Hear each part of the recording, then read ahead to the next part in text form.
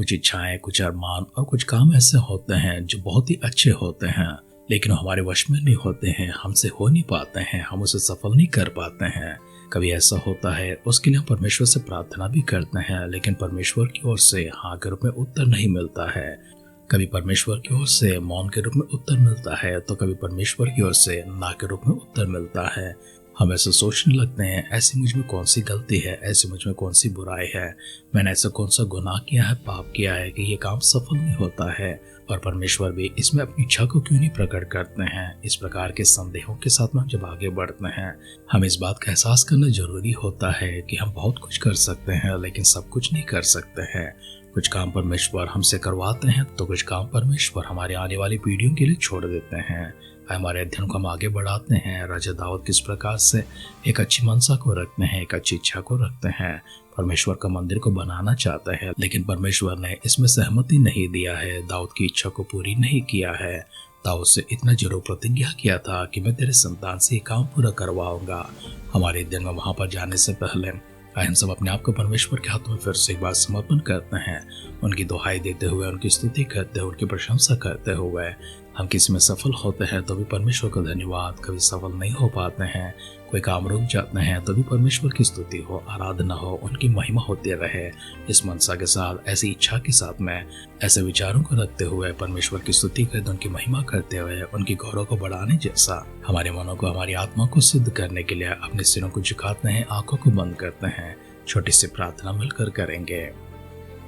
आश्चर्य काम करने वाला परमेश्वर और निकामों को हमसे भी करवाने वाले खुदावन, आपकी पर जो विश्वास को रखते हैं प्रभु जी, सभी को आप सफल करते हैं, लेकिन कुछ इच्छाएं परमेश्वर हमारी अधूरी रह जाती हैं।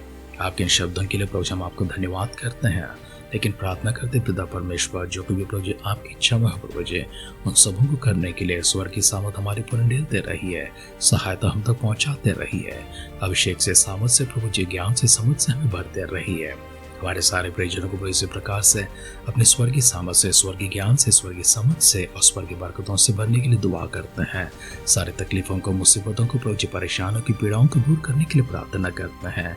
पवित्र आत्मा का अभिषेक हमारे ऊपर उंडेलते हुए प्रभु जी, आगे के समय में हमसे बात ही कीजिए। सारी महिमा, सारी आदर सम्मान प्रभु आप प्राप्त कीजिए।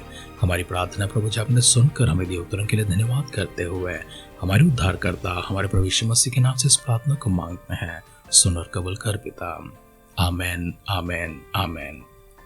आध्यात्मिक जीवन की दैनिक खुराक सुन रहे हमारे सारे प्रिय श्रोताओं को, परमेश्वर के प्रिय भक्तगणों को प्रभु यीशु मसीह के नाम में प्यार भरा जय मसीह की सुप्रभातम और शुभोदय कहते हुए हम सबका मनपसंद ध्यान के अंदर आध्यात्मिक जीवन की दैनिक खुराक में और इस नए दिन में आप सबका स्वागत करते हैं।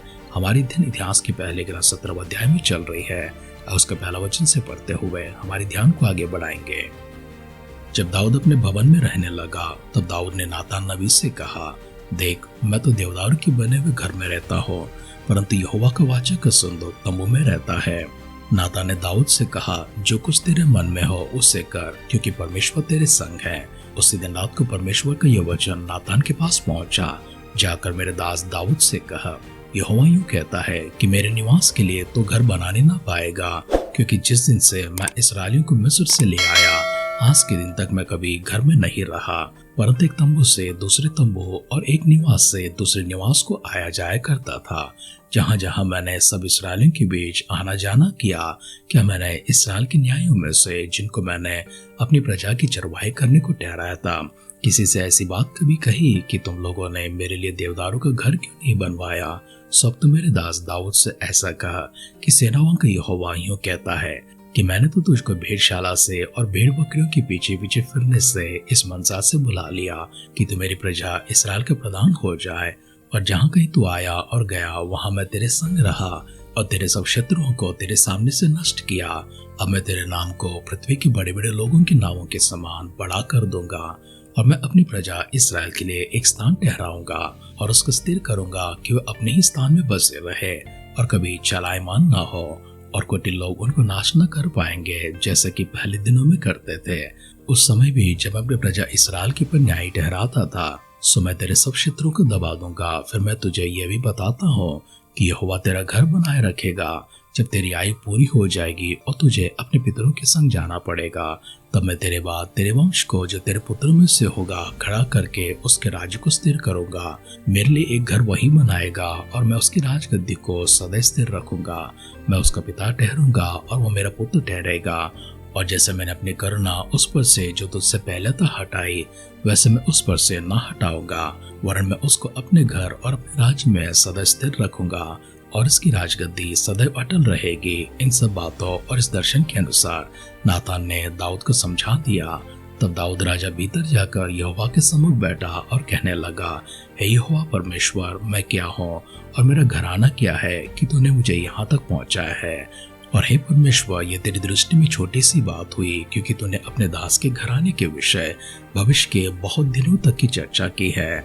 और हे यहोवा परमेश्वर, तूने मुझे ऊंचे पद का मनुष्य सजाना है। जो महिमा तेरे दास पर दिखाई गए है उसके विषय दाऊद तुझसे और क्या कह सकता है। तू तो अपने दास को जानता है। हे यहोवा, तूने अपने दास के निमित्त और अपने मन के अनुसार ये बड़ा काम किया है कि तेरा दास उसको जान ले। हे यहोवा, जो कुछ हमने अपने कानों से सुना है उसके अनुसार तेरे तुल्य कोई नहीं, और न तुझे छोड़ और कोई परमेश्वर है। फिर तेरी प्रजा इसराइल के भी तुल्य कौन है? वो तो पृथ्वी भर में एक ही जाति है। उसे परमेश्वर ने जाकर अपनी निज प्रजा करने को छुड़ाया, इसलिए कि तू बड़े और डरावने काम करके अपना नाम करे और अपनी प्रजा के सामने से जो तूने मिस्र से छुड़ा ली थी जाति जाति के लोगों को निकाल दे, क्योंकि तूने अपनी प्रजा इसराइल को अपनी सदा की प्रजा होने के लिए ठहराया। और हे यहोवा, तो आप उसका परमेश्वर ठहरा। इसलिए अब हे यहोवा, तूने जो वचन अपने दास के और उसके घराने के विषय में दिया है वह सदैव अटल रहे, और अपने ही वचन के अनुसार कर, और तेरा नाम सदैव अटल रहे। और यह कहकर तेरी बड़ाई सदा की जाए कि सेनाओं का यहोवा इसराइल का परमेश्वर है, वरन वह इसराइल ही के लिए परमेश्वर है। और तेरा दास दाऊद का घराना तेरे सामने स्थिर रहे, क्योंकि हे मेरे परमेश्वर, तूने यह कहकर अपने दास पर प्रकट किया कि मैं तेरा घर बनाऊंगा। इस कारण तेरे दास को तेरे सम्मुख प्रार्थना करने का हिया हुआ है। अब हे यहोवा, तू ही परमेश्वर है, और तूने अपने दास को यह भलाई करने का वचन दिया है। और अब तो प्रसन्न होकर अपने दास के घराने पर ऐसी आशीष दी है कि वह तेरे सम्मुख सदैव बना रहे, क्योंकि हे यहोवा, तू आशीष दे चुका है, इसलिए वह सदैव आशीषित बना रहे। इतिहास का पहला ग्रंथ 17 अध्याय का पहला वचन से लेकर आखिरी वचन तक हमने पढ़कर सुना है। दाऊद ने जब अपना घर देखा और परमेश्वर का तंबू को देखा, उसके मन में कैसी इच्छा पैदा हुई है कि परमेश्वर के लिए देवदारों का घर बनाए, क्योंकि मैं तो मनुष्य होकर देवदार के घर पर रहता हूँ, लेकिन परमेश्वर तो तंबू में रहता है। इसलिए उसने नबी नातान को बुलाकर अपनी इच्छा प्रकट किया था। नातान ने तो परमेश्वर से पूछे बगैर कह दिया, क्योंकि परमेश्वर तेरे संग है, इसलिए जो कुछ तू करना चाहता है तू कर। लेकिन परमेश्वर ने उसी रात को नातान के पास जाकर नातान से कहा, जाकर मेरे दास दाऊद से कह देना कि जो काम वो करवाना चाहता है मैं उसके हाथों से नहीं करवाऊंगा, वरन उसके संतानों में से उसके बाद में जो राजगद्दी पर बैठेगा उसी के हाथों से करवाऊंगा। वो मेरे लिए घर बनाएगा और मैं उसके राज्य को सदा के लिए स्थिर रखूंगा। इसराइलियों को जब मैंने मिस्र देश में से ले आया था और जब मैंने उनके पर न्याय को ठहराया था, क्या उस समय मैंने किसी से कहा है कि मेरे लिए घर बनाओ और वो भी देवदारों का घर बनाओ? उसके बाद क्या मैंने किसी से ऐसा कहा है कि मेरे लिए घर बनाओ? कभी ऐसा नहीं हुआ है, क्योंकि मैं तो तंबू में रहा करता था। एक तंबू से दूसरे में जाता था, एक निवास स्थान से मैं दूसरे में जाया करता था। जहाँ जहाँ इसराइल जाया करते थे वहाँ वहाँ मैं उनके बीच में जाया करता था, और मैं उनकी सहायता करता था, उनकी मदद करता था। और तेरे साथ में भी जो मैंने वाचा बांधी है, मैं तेरे शत्रुओं को तेरे सामने से भगा दिया। तो जहाँ कहीं भी जाया करता था वहाँ मैं तेरे संग रहा करता था। तो क्या मेरे लिए ये उचित है कि मैं मनुष्यों के हाथों से बना हुआ एक मंदिर में ठहरूं? परमेश्वर ने इस प्रकार से दाऊद की इच्छा को इनकार करते हुए कहा, लेकिन दाऊद से ये भी प्रतिज्ञा किया है कि जो तेरे संतान होगा वो इस काम को करेगा और उसकी राजगद्दी हमेशा हमेशा के लिए बनी रहेगी। इस बात से दाऊद प्रसन्न हो गया और अत्यानंदित होकर परमेश्वर से कहने लगा, मैं क्या हूँ कि परमेश्वर, और मेरा घराना क्या है कि तू इस प्रकार से मुझसे मिलने को आया है और मुझे आशीष का वचन देता है। अब मैं जान चुका हूँ क्योंकि परमेश्वर तूने स्वयं मुझे आशीर्वाद देने की प्रतिज्ञा किया है। इसलिए परमेश्वर, तेरा नाम का जय जयकार होती रहे, तेरे नाम की महिमा होती रहे। परमेश्वर, तू ही धन्य है, तू ही महान है। इस तरह परमेश्वर का गुणगान करते हुए, जय जयकार करते हुए, परमेश्वर दाऊद के विषय प्रतिज्ञा करते हुए, उससे मुलाकात करते हुए, उससे जो बातें करते हैं उनमें से वह अति प्रसन्न होकर परमेश्वर की महिमा करते रहता है। वचन सुन रहे प्रियजन और परमेश्वर आपसे भी जब बातें करते हैं, आप भी परमेश्वर की सामर्थ को प्राप्त कर पाए, उनके अभिषेक को प्राप्त कर पाए, उनकी महिमा को देख पाए और परमेश्वर की प्रतिज्ञाएं आपके पास भी उतर आए और आप भी दाऊद की तरह उनकी जय जयकार करते हुए, उनकी महिमा करते हुए, उनकी आराधना करते हुए, उनकी प्रशंसा करते हुए सभी के सामने गवाह ठहरे। इस प्रकार एक आशीषित जीवन होने के लिए परमेश्वर अपनी आत्मा का अभिषेक हमारे ऊपर उंडेलने के लिए सिरों को झुकाएंगे, आंखों को बंद करेंगे, छोटी सी प्रार्थना करेंगे। दया और करुणा से भरा हुआ हमारे स्वर्गीय पिता परमेश्वर, अनुग्रह भी जो हम पर आप दिखाते हैं, प्रेम भी जो हम पर आप प्रकट करते हैं, आभार परमेश्वर इनके बदले आपके सानिध्य में लेकर आते हैं। आप ही परमेश्वर स्तुति के योग्य हैं, आराधना के योग्य हैं। इसलिए परमेश्वर से एक बार आपकी स्तुति करते हैं, प्रशंसा महिमा करते हैं, आराधना करते हैं, अपने आप को दीन और नम्र करते हैं। परमेश्वर हम क्या है कि प्रभु जी आप हमसे मिलने के लिए, हमसे बातें करने के लिए परमेश्वर आप नीचे उतर आते हैं और अपनी सामर्थ को, अपने अभिषेक को हमारे ऊपर डालते हैं।